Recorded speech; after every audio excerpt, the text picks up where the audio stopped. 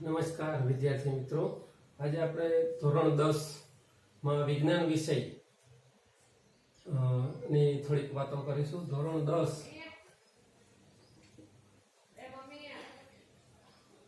અને આપણે વિજ્ઞાન વિષય છે એનું પહેલા આપણે પરીક્ષામાં કઈ પદ્ધતિ અથવા તો પરીક્ષાનું જે માળખું છે, પ્રશ્નો કેવી રીતે પૂછાય છે એની ચર્ચા વિગતે કરીએ. કુલ વિજ્ઞાન વિષયમાં બોર્ડની જે પરીક્ષા છે એમાં કુલ 80 માર્કનું પ્રશ્ન પેપર આવે છે. કુલ ગુણ 80. એમાં 4 વિભાગ આવે છે. વિભાગ પ્રમાણે વાત કરીએ તો વિભાગ A એમાં પ્રશ્નોની સંખ્યા જોઈએ આપણે તો 16 પ્રશ્નો આવે છે. દરેક પ્રશ્ન એક એક ગુણનો હોય છે. એક એક ગુણ.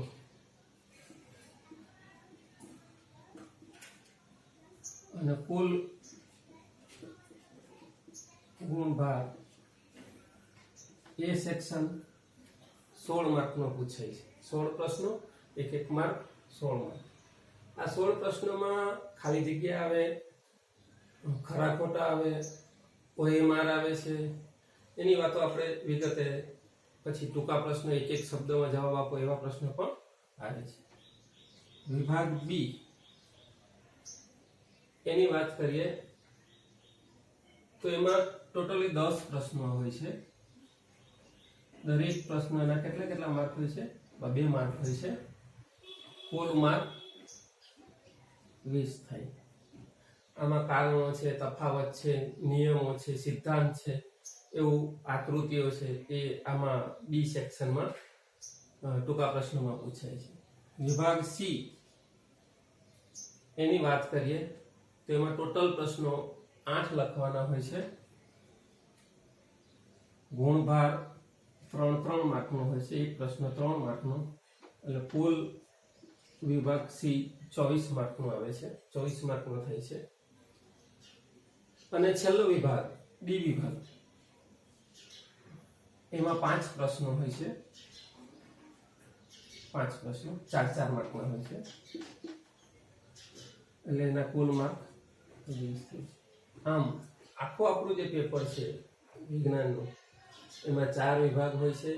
પહેલો વિભાગ 16 માર્કનો, 16 પ્રશ્નો. બીજો વિભાગ 10 પ્રશ્નો, 20 માર્કનો. ત્રીજો વિભાગ 8 પ્રશ્નો આપણે લખવાના હોય, 24 માર્કનો. 3 માર્કનો એક પ્રશ્ન થાય. D વિભાગ એમાં 5 પ્રશ્નો આપણે લખવાના હોય છે, 4 માર્કના હોય છે અને 20 માર્ક. એ રીતે કુલ 80 માર્કનું પ્રશ્નો પેપર આપણે લખવાનું હોય છે. આખા વર્ષ દરમિયાનમાં આ રીતે બોર્ડનું પેપર આપણને પૂછાય છે. હવે અહીંયા આ જે 10 એ સેક્શનમાં ફક્ત 16 જ પ્રશ્નો હોય છે અને 16 ફરજિયાત હોય છે. બાકીના જે 3 વિભાગ છે B, C અને D એમાં આપણને અમુક પ્રશ્નોમાં ઓપ્શન આપે છે.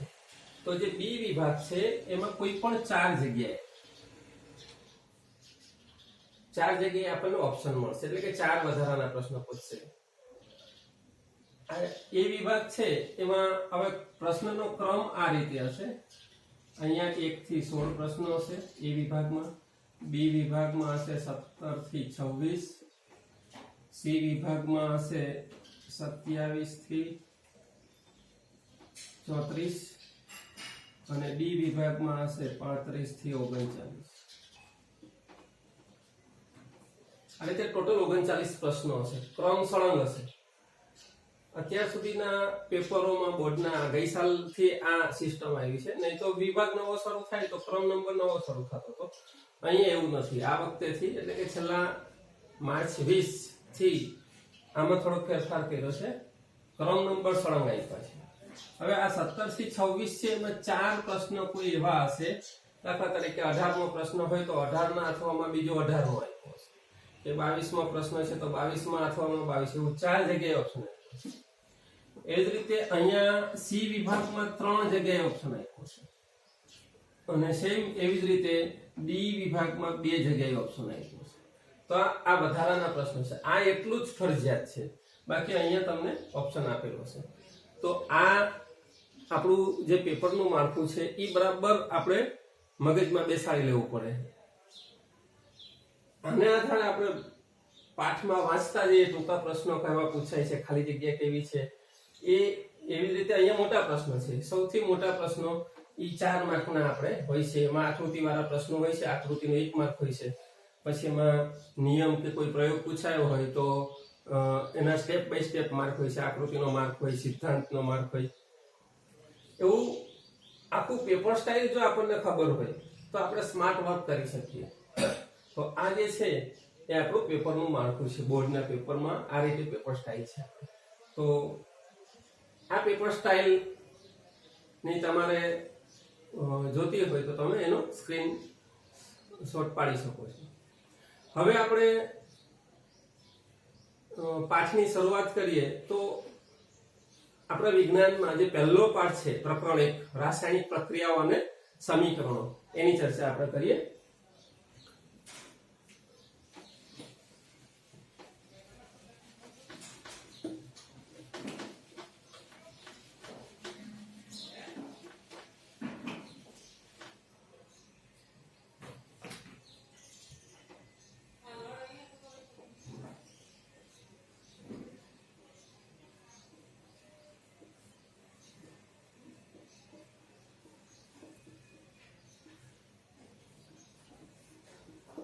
રાસાયણિક પ્રક્રિયાઓ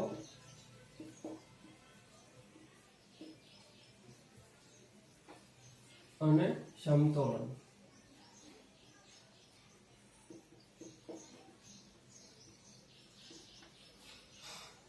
આજે પહેલો પાઠ છે. હવે રાસાયણિક પ્રક્રિયાઓ આપણે આપણા જીવનમાં રોજિંદા સવારે ઉઠીએ ત્યારથી સાંજે સૂઈએ ત્યાં સુધીમાં ઘણી બધી પ્રક્રિયાઓ આપણા જીવનમાં થાય છે. આખા દિવસમાં ઘણી બધી પ્રક્રિયાઓનો આપણે સામનો કરીએ છીએ. આપણને ખબર નથી હોતી કે આ રાસાયણિક પ્રક્રિયા. એમાં સવારે આપણે ઉઠીએ ત્યારથી શ્વાસની ક્રિયા કરીએ, શ્વસન, જે આપણે ઓક્સિજન લઈએ છીએ શરીરમાં જાય ઓક્સિજન, તો એ અંદર જઈને કણાવસૂત્રની સાથે પ્રક્રિયા કરી અને ઉર્જા ઉત્પન્ન કરે, ગ્લુકોઝ ઉત્પન્ન કરે, જેનાથી આપણે કાર્ય કરી શકીએ. તો એ જે શ્વસનની ક્રિયા છે, શ્વાસ લેવાની છે, એ પણ એક પ્રક્રિયા છે. પછી આપણે જે ખોરાક ખાઈએ છીએ અને એનું પાચન થાય છે, તો ખોરાક ખાવાની ક્રિયા એ પણ એક પ્રક્રિયા થઈ. બીજું એ જે ખોરાક આપણા શરીરમાં જાય છે અને એમાં જે પાચન થાય છે એ પણ એક રાસાયણિક પ્રક્રિયા થઈ. એવી જ બીજી આપણી આજુબાજુ નજર કરીએ તો લોખંડને કાટ લાગવો. લોખંડ હોય એ ભેજવાળા વાતાવરણમાં જો હોય તો એને કાટ લાગે છે. એ લોખંડનું જે વિજ્ઞાનની ભાષામાં જે શું કહે એનું જે તત્વ છે એને આયન કહેવાય. આયનની સંજ્ઞા Fe છે. એની સાથે કાટ લાગે, ભેજ એટલે પાણી એની સાથે ઉમેરાય તો H2O છે. એ બે વચ્ચે પ્રક્રિયા થાય તો લોખંડનો કાટ લાગે છે, Fe2O3 ભેજ, જેને કાટનું સૂત્ર કહેવાય. એ જ રીતે ઉનાળાની અંદર જે આપણે દૂધને ખુલ્લું રાખીએ અને ગરમ ના કર્યું હોય તો 2-3 કલાકની અંદર દૂધ બગડી જાય છે અથવા તો એ જામી જાય છે. તો એ પણ એક પ્રક્રિયા થઈ. તો આપણા જીવનમાં આવી ઘણી બધી પ્રક્રિયાઓ છે. આ તમામ પ્રક્રિયાઓ જે આપણે જોઈ એમાં શરૂઆતનો જે પદાર્થ હતો એની જે પ્રકૃતિ હતી અથવા તો એનો જે સ્વભાવ હતો એમાં પરિવર્તન આવે. એટલે કે આપણી પાસે કોઈ પણ પદાર્થ હોય એ પદાર્થમાં થોડા સમય પછી એના સ્વભાવમાં જો પરિવર્તન આવે તો એ રાસાયણિક પ્રક્રિયા થઈ કહેવાય. આપણા પાઠની અંદર, આપણી બુકની અંદર શરૂઆત જ 3 જુદી જુદી પ્રવૃત્તિ આપી છે. સરસ મજાની પ્રવૃત્તિ છે. એમાં પ્રવૃત્તિ 1 જે છે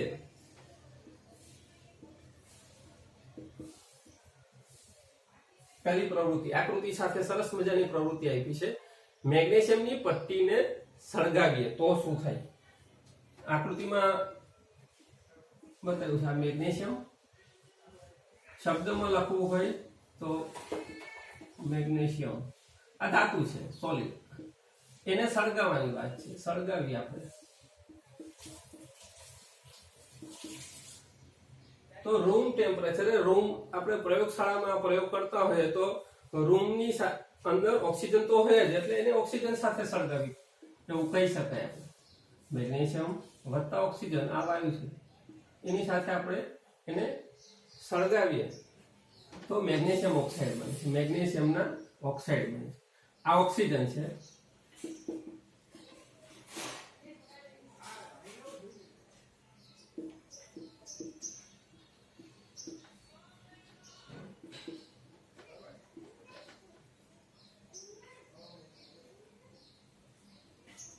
મેગ્નેશિયમ ઓક્સાઇડના ક્ષાર બને છે.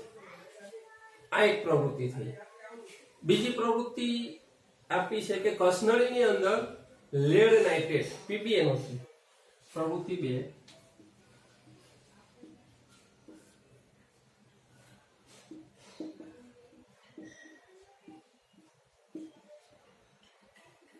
લેડ નાઇટ્રેટમાં પોટેશિયમ આયોડાઇડ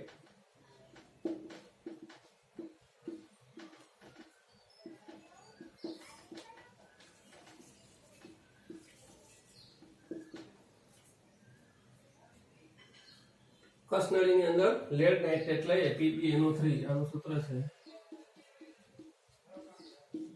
અને પોટેશિયમ આયોડાઇડ.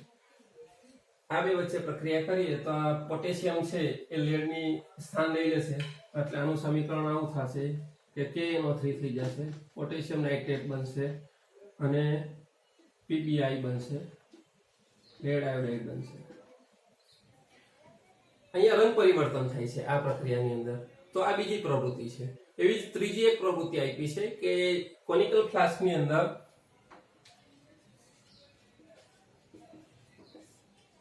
ઝીંક ધાતુ લઈએ અને એમાં હાઇડ્રોક્લોરિક એસિડ ઉમેરીએ. આ ઝીંક ધાતુ છે, સોલિડ છે. આ એકવાસ છે. આ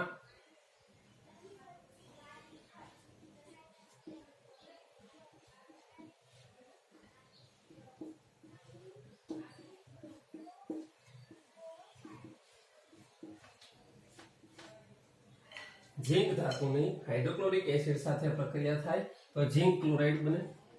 ઝીંકના ક્લોરાઇડ આપણને મળશે અને હાઇડ્રોજન વાયુ છૂટો પડશે, H2 ગેસ.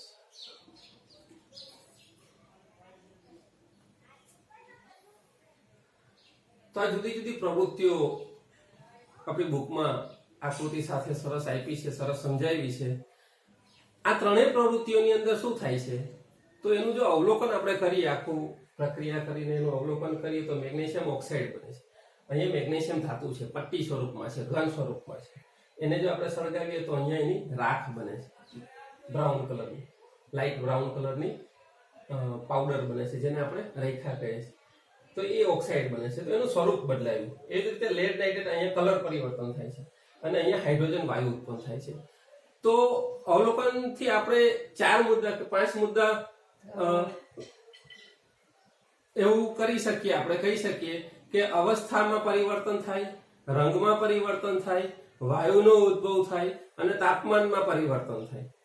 આવી જુદી જુદું પરિવર્તન થઈ શકે તો એને આપણે પ્રક્રિયા થઈ કહેવાય. તો જુદી જુદી રાસાયણિક પ્રક્રિયાઓ આ પાઠની અંદર આવી આપણે જુદી જુદી પ્રક્રિયાઓ ભણવાના છીએ. ઘણી બધી પ્રક્રિયાઓ ભણીશું અને એ પ્રક્રિયાઓની અંદર સમીકરણો આવશે. તો આપણે જોઈએ હવે રાસાયણિક સમીકરણો. આ પણ રાસાયણિક સમીકરણ જ કહેવાય. આજે આપણે પ્રવૃત્તિમાં જે બધા સમીકરણો જોયા એ બધા રાસાયણિક સમીકરણ છે. હવે સમીકરણને શબ્દોમાં બોલી શકાય, શાબ્દિક રીતે લખી શકાય. આ જ સમીકરણ છે. મેગ્નેશિયમની જ વાત કરીએ તો મેગ્નેશિયમ ધાતુ વત્તા ઓક્સિજન એને સાથે આપણે પ્રક્રિયા કરીએ તો મેગ્નેશિયમ ઓક્સાઇડ થાય. તો આ સમીકરણ શાબ્દિક સમીકરણ છે. અને આ જે લખ્યું આપણે મેગ્નેશિયમની સંજ્ઞા લખી વત્તા ઓક્સિજન વાયુ લખ્યો તો આ સંજ્ઞા થઈ અને મેગ્નેશિયમ ઓક્સાઇડ થયું. આ રાસાયણિક સમીકરણ છે. તો એવી રીતે આ રાસાયણિક સમીકરણ થયું. આ એનું શાબ્દિક સમીકરણ છે. હવે અહીંયા આ પહેલું સમીકરણ છે, મેગ્નેશિયમ અને ઓક્સિજન સાથે પ્રક્રિયા કરીએ તો એમાં આ જે એરો મારેલો છે એની આ ડાબી બાજુ થઈ, લેફ્ટ હેન્ડ સાઈડ. તો લેફ્ટ હેન્ડ સાઈડ જેટલી વસ્તુઓ હોય એ બધાને આપણે પ્રક્રિયકો કહીશું. આ તમામ છે એને શું કહેશું? પ્રક્રિયકો. અને એરાની જમણી સાઈડે જે કંઈ આપણને મળે છે એને આપણે શું કહેશું? નિપજ, રાઈટ હેન્ડ સાઈડ. તો લેફ્ટ હેન્ડ સાઈડ પ્રક્રિયાની ડાબી બાજુએ કોઈ પણ રાસાયણિક સમીકરણ લખ્યું હોય તો એની ડાબી બાજુએ પ્રક્રિયકો હોય, જમણી બાજુએ નિપજો હોય અને એરો જે દિશામાં હોય એ દિશામાં આપણને નિપજ મળે. તો આ એના શાબ્દિક અને રાસાયણિક સમીકરણની વાત થઈ. હવે રાસાયણિક સમીકરણ આપણે આ લખેલું છે, એમાં આ સમીકરણ જોઈએ આપણે ધ્યાનથી તો ઘણા સમીકરણ એવા હોય કે સંતુલિત થયા હોય. આપણે સંતુલન વાળો શબ્દ જે મુદ્દો છે એ અહીંયા સમજવા પ્રયત્ન કરીએ તો અહીંયા મેગ્નેશિયમ અને ઓક્સિજન, અહીંયા મેગ્નેશિયમનો એક પરમાણુ છે પ્રક્રિયકો બાજુ અને ઓક્સિજનના બે પરમાણુ છે. આ ઓક્સિજન 2 O2 લખ્યું છે તો આ ઓક્સિજનનો એક અણુ કહેવાય પણ પરમાણુ ઓક્સિજનના બે કહેવાય. હવે એની જમણી સાઈડે જ્યારે નિપજ મળે છે ત્યારે જોશું તો મેગ્નેશિયમનો એક પરમાણુ થાય છે અને ઓક્સિજનનો એક પરમાણુ થાય છે. તો આ જે સમીકરણ છે એ રાસાયણિક રીતે સંતુલનમાં નથી. તો સંતુલિત કરવું હોય તો શું કરવું પડે? તો આમાં ઘટાડી ન શકાય, એમાં પરમાણુ ઉમેરી અને સમીકરણને સંતુલિત કરી શકાય. તો અહીંયા આપણે જોઈએ ઓક્સિજનના બે પરમાણુ છે, અહીંયા ઓક્સિજનનો એક પરમાણુ છે. તો એને વધારવા માટે આપણે આગળ અહીંયા મેગ્નેશિયમ ઓક્સાઇડનો જે અણુ છે એની આગળ બે સંજ્ઞા મૂકીએ તો અહીંયા મેગ્નેશિયમના બે પરમાણુ થઈ ગયા અને ઓક્સિજનના બે પરમાણુ થઈ ગયા. આ જે આગળ બે અંક આવે છે એ દરેકની સાથે ગુણાકારમાં આવે. હવે જોઈએ આપણે તો અહીંયા મેગ્નેશિયમનો એક જ છે, અહીંયા બે થઈ ગયા. તો અહીંયા પ્રક્રિયકો બાજુ પણ આગળ બે આપણે મૂકી શકીએ. તો હવે આ જે સમીકરણ છે પ્રવૃત્તિ 1 માંનું જે પહેલું સમીકરણ થયું તો મેગ્નેશિયમના બે પરમાણુ વત્તા ઓક્સિજનનો એક અણુ અથવા તો ઓક્સિજનના બે પરમાણુ એ બે વચ્ચે પ્રક્રિયા થઈ, એને આપણે સળગાવીએ તો મેગ્નેશિયમના બે અણુ મળે. અહીંયા અણુ છે, આ મેગ્નેશિયમનો એક અણુ આખો થઈ ગયો. તો મેગ્નેશિયમ, હવે મેગ્નેશિયમ ઓક્સાઇડ એના આપણને બે અણુ મળે છે. તો આ પ્રક્રિયા છે સંતુલનમાં છે તેમ કહેવાય. તો રાસાયણિક પ્રક્રિયા કઈ રીતે લખ્યું તે આપણે જોયું. રાસાયણિક સમીકરણ કઈ રીતે લખી શકાય એની આપણે વાત કરી. એરાની ડાબી બાજુએ પ્રક્રિયકો હોય એની આપણે વાત કરી. એરાની જમણી બાજુએ નિપજો હોય. બીજું રાસાયણિક જે પ્રક્રિયા છે એમાં હંમેશા પ્રક્રિયકો બાજુ જેટલા અણુઓ હોય કે અણુઓના જે પરમાણુ હોય બધા જ અહીંયા બધા જ માં ઓક્સિજન આવી જાય ને આવી જાય એટલા જ પરમાણુ અથવા અણુઓ નિપજો બાજુ હોવા જોઈએ. આ એનો નિયમ છે. તો આ આપણે રાસાયણિક પ્રક્રિયાને સંતુલનમાં કઈ રીતે કરવું એની પણ વાત આપણે કરી. એટલે કે તીરની નિશાનીની બંને બાજુએ, મેં તમને હમણાં કીધું એમ આ તીરની નિશાની છે એની બંને બાજુએ ડાબી બાજુ અને જમણી બાજુ ના તત્વના પરમાણુઓ છે એની સંખ્યા કેવી હોવી જોઈએ? સમાન હોવી જોઈએ. તો તે સમીકરણ સંતુલનમાં છે તેમ કહેવાય. હવે આપણે આ પ્રક્રિયાઓ તો જોઈ. હવે જુદી જુદી પ્રક્રિયાઓ આપણા પાઠની અંદર પ્રક્રિયાઓના પ્રકાર આપ્યા છે એની ચર્ચા કરીએ.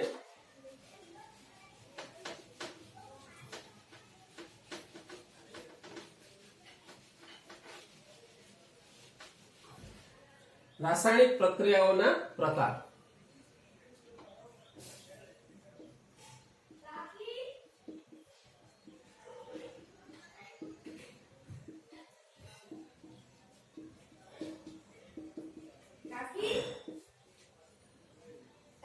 રાસાયણિક પ્રક્રિયાઓના પ્રકાર. રાસાયણિક પ્રક્રિયાઓમાં એના જુદા જુદા પ્રકાર છે. એમાં જે પહેલો પ્રકાર છે એનું નામ છે સંયોગીકરણ પ્રક્રિયા. રાસાયણિક પ્રક્રિયાની અંદર એના જુદા જુદા જે પ્રકાર છે એમાં પહેલો પ્રકાર છે સંયોગીકરણ પ્રક્રિયા. સંયોગીકરણ. બીજો પ્રકાર છે વિઘટન પ્રક્રિયા.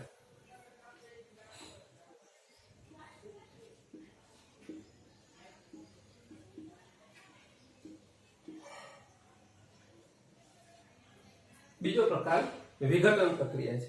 એના પછી ત્રીજો પ્રકાર છે વિસ્થાપન પ્રક્રિયા.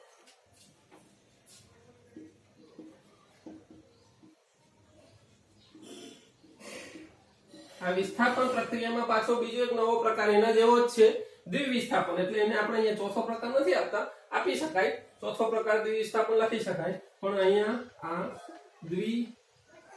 વિસ્થાપન પ્રક્રિયા. અને અહીંયા નવો જે પ્રકાર છે એનું નામ આપણે આપી શકીએ ઓક્સિડેશન અને રિડક્શન પ્રક્રિયા. એમાં ઓક્સિડેશન પ્રક્રિયા એ અલગ પણ કહી શકાય. ઓક્સિડેશન પ્રક્રિયા.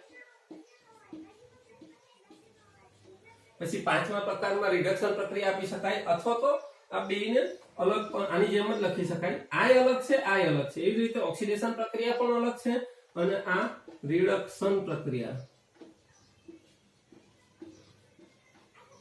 એટલે આમ જોવા જઈએ તો પહેલો પ્રકાર છે સંયોગીકરણ પ્રક્રિયા, બીજો છે વિઘટન પ્રક્રિયા, ત્રીજો છે વિસ્થાપન પ્રક્રિયા, એમાં પાછો દ્વિવિસ્થાપન પ્રક્રિયા આવે, પછી ઓક્સિડેશન પ્રક્રિયા છે, રિડક્શન પ્રક્રિયા છે, અને પાંચમો અને છેલ્લો પ્રકાર. આપણે હજી તો ઘણી બધી પ્રક્રિયાઓ છે. કોલેજમાં તમે આગળ જાઓ તો ઘણી બધી પ્રક્રિયાઓ આવે, પણ 10મા ધોરણમાં લિમિટ છે. એમાં છેલ્લો જે પ્રકાર છે એ આ બંને ભેગી પ્રક્રિયા કોઈ એક સમીકરણમાં થાય, એટલે કે ઓક્સિડેશન પ્રક્રિયા થતી હોય એક જ સમીકરણમાં, અને સાથે સાથે રિડક્શન પ્રક્રિયા થતી હોય, તો એનું નામ છે રેડોક્સ પ્રક્રિયા.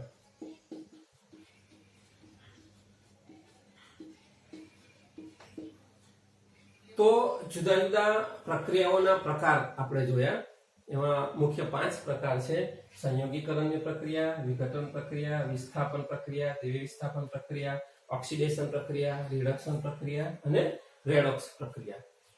હવે દરેકની વાત અલગ અલગ આપણે કરીએ. તો સૌથી પહેલા સંયોગીકરણ પ્રક્રિયા એની વાત કરીએ તો સંયોગીકરણ પ્રક્રિયામાં શું થાય છે, પછી બીજી પ્રક્રિયા આવશે. તો અહીંયા જે સંયોગીકરણની પ્રક્રિયા છે એમાં ભેગું થવું એવું કહી શકીએ આપણે. દાખલા તરીકે કાર્બન વત્તા ઓક્સિજન તો કાર્બન ડાયોક્સાઇડ બને. એટલે કે પ્રક્રિયકો બાજુ એક અથવા એકથી વધારે પરમાણુ અથવા અણુઓ હોય એ ભેગા થાય અને કોઈ એક જ નિપજ આપે. કોઈ એક જ નિપજ કેટલી મળે આપણને? અહીંયા એક જ નિપજ મળે. તો એને સંયોગીકરણની પ્રક્રિયા કહેવાય. તો બે કે તેથી વધુ પ્રક્રિયકો, અહીંયા બે અથવા બે થી વધારે પણ હોય, પ્રક્રિયકો બાજુ આ તીરની ડાબી બાજુએ ઓછામાં ઓછા બે અથવા બે થી વધારે ગમે તેટલા હોય, એટલા પ્રક્રિયકો ભેગા થઈ અને કોઈ એક જ નિપજ આપે તો એને સંયોગીકરણની પ્રક્રિયા કહેવાય. આવી ઘણી બધી પ્રક્રિયાઓ છે. એમાં C+O2 આપણે જે લખીએ કાર્બન વત્તા ઓક્સિજન, આ C એટલે કાર્બન અને ઓક્સિજન, એ બે પ્રક્રિયા થઈને કાર્બન ડાયોક્સાઇડ બને. એવું જ બીજું છે CaO, આમાં જ છે સંયોગીકરણની પ્રક્રિયામાં જ બીજું છે કેલ્શિયમ ઓક્સાઇડ ને પાણી સાથેની પ્રક્રિયા કરીએ. આ બહુ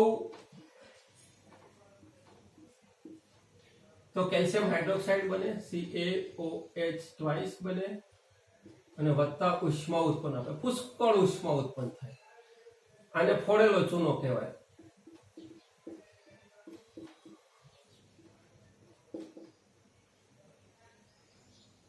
આ કેલ્શિયમ હાઇડ્રોક્સાઇડ, કેલ્શિયમ ઓક્સાઇડ અને પાણી એ બેને આપણે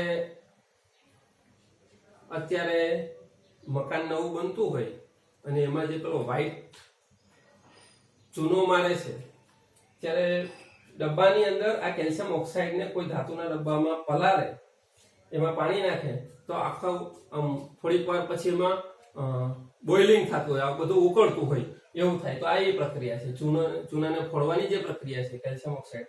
તો અહીંયા પુષ્કળ ગરમી ઉત્પન્ન થાય, તો એ ડબ્બાને અડાય પણ નહીં.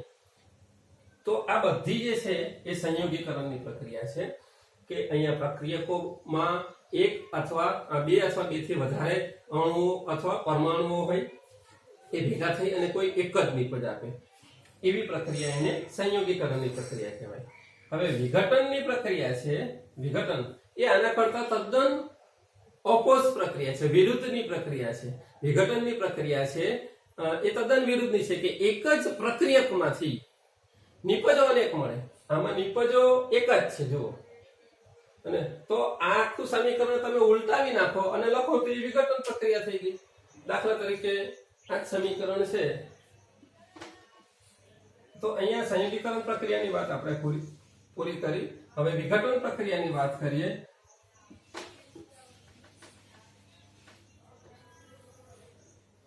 તો વિઘટન પ્રક્રિયામાં પહેલું જે સમીકરણ છે CO2 માંથી કાર્બન વત્તા ઓક્સિજન, આ વિઘટન પ્રક્રિયા થઈ.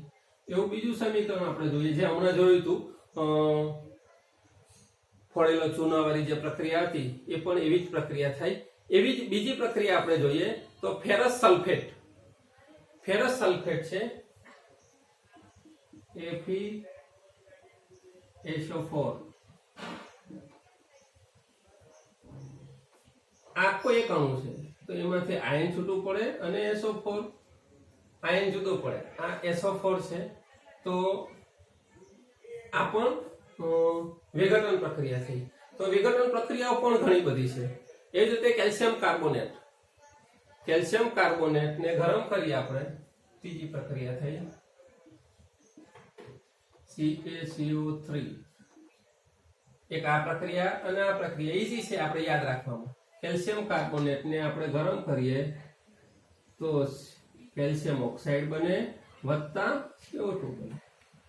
આ કેલ્શિયમ ઓક્સાઇડ છે સોલિડ છે, આ સોલિડ છે, આ ગેસ છે.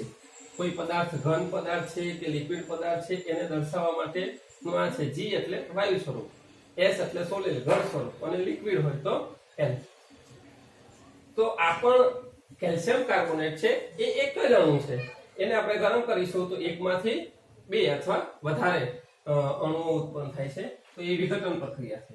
હવે ત્રીજી પ્રક્રિયા એવી વિસ્થાપન. વિસ્થાપન પ્રક્રિયાની હવે આપણે વાત કરીએ.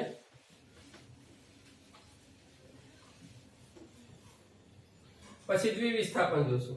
વિસ્થાપન પ્રક્રિયામાં શું થાય છે? સ્થાનમાં ફેરફાર થાય. ફેરફાર થાય એટલે કે વિસ્થાપન પ્રક્રિયા, એનું ઉદાહરણ આપણે સરસ જોઈએ તો ઝીંક ધાતુ વત્તા CuSO4. આ ઝીંક ધાતુ છે સોલિડ, કોપર સલ્ફેટ નું આ દ્રાવણ છે લિક્વિડ, સાંદ્ર દ્રાવણ છે. સાંદ્રતા એને દર્શાવવું હોય તો AQH કહેવાય.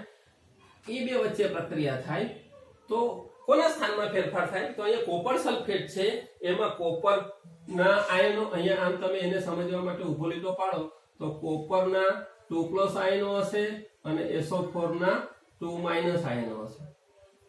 તો અહીંયા શું થાય છે? તો આ ઝીંક ધાતુ છે એ કોપર ધાતુ કરતા વધુ સક્રિય ધાતુ છે. હવે જે સક્રિય ધાતુ હોય એ નિષ્ક્રિય ધાતુની સ્થાન લઈ લે.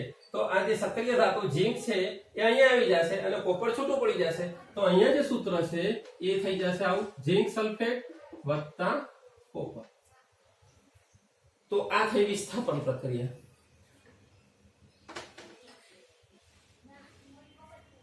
ઝીંક ધાતુ ને કોપર સલ્ફેટના દ્રાવણમાં આપણે મૂકીએ ઝીંક ધાતુને તો એને ઇંગ્લિશમાં ડિસ્પ્લેસમેન્ટ પ્રક્રિયા પણ કહી શકાય. તો આ ઝીંક સલ્ફેટ બનશે. આ કોપર સલ્ફેટ હતું, અહીં લખવું હોય તો આ કોપર સલ્ફેટ, અહીંયા થશે ઝીંક સલ્ફેટ અને અહીંયા કોપર ધાતુ, અહીંયા ઝીંક ધાતુ. તો ઝીંક ધાતુની કોપર સલ્ફેટ સાથે પ્રક્રિયા કરીએ તો ઝીંક સલ્ફેટ બનશે અને કોપર છૂટો પડશે. હવે દ્વિવિસ્થાપન પ્રક્રિયા છે. આ વિસ્થાપન પ્રક્રિયા થઈ, એમાં કોઈ એકનું સ્થાન ફેરફાર થાય છે. દ્વિવિસ્થાપનમાં શું થશે? બે ના સ્થાનમાં ફેરફાર થશે. જોઈએ આપણે દ્વિવિસ્થાપન પ્રક્રિયા.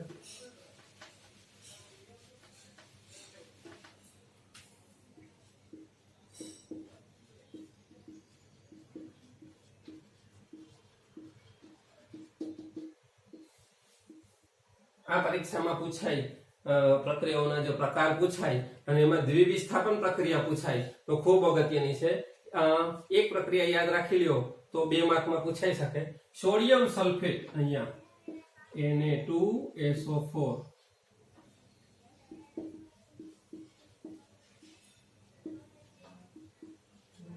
સોડિયમ સલ્ફેટના દ્રાવણમાં બેરિયમ ક્લોરાઇડનું દ્રાવણ ઉમેરીએ આપણે BaCl2.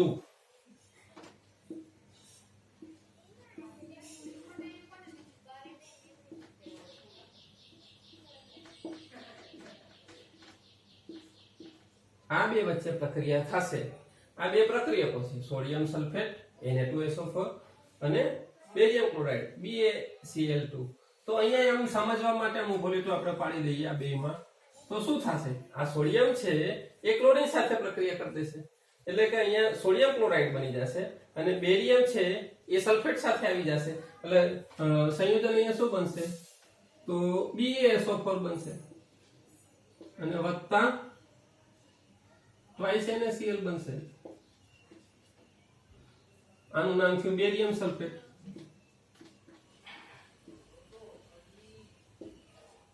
અને આ થયું સોડિયમ ક્લોરાઇડ. આ જે પ્રક્રિયા થઈ સોડિયમ સલ્ફેટ અને બેરિયમ ક્લોરાઇડ વચ્ચે જે પ્રક્રિયા કરાવીએ છે એ પ્રક્રિયાનું બીજું નામ છે અવક્ષેપણ પ્રક્રિયા. અવક્ષેપણ.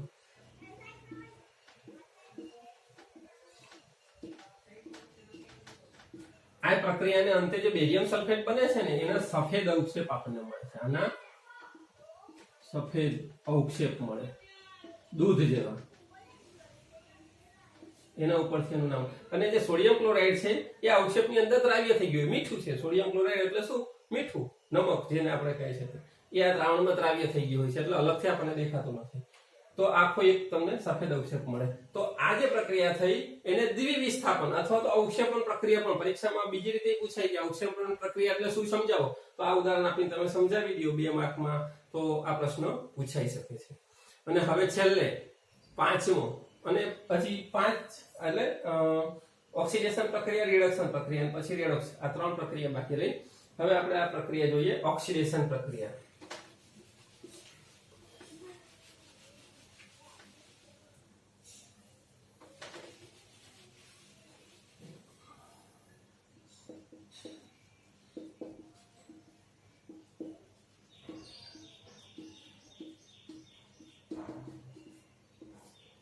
બહુ સરસ પ્રક્રિયા છે. એની વ્યાખ્યા જો આપવી હોય તો જે પ્રક્રિયામાં ઓક્સિજન ઉમેરાય એને ઓક્સિડેશન પ્રક્રિયા કહેવાય. આ પ્રક્રિયામાં શું થાય? તો ઓક્સિજન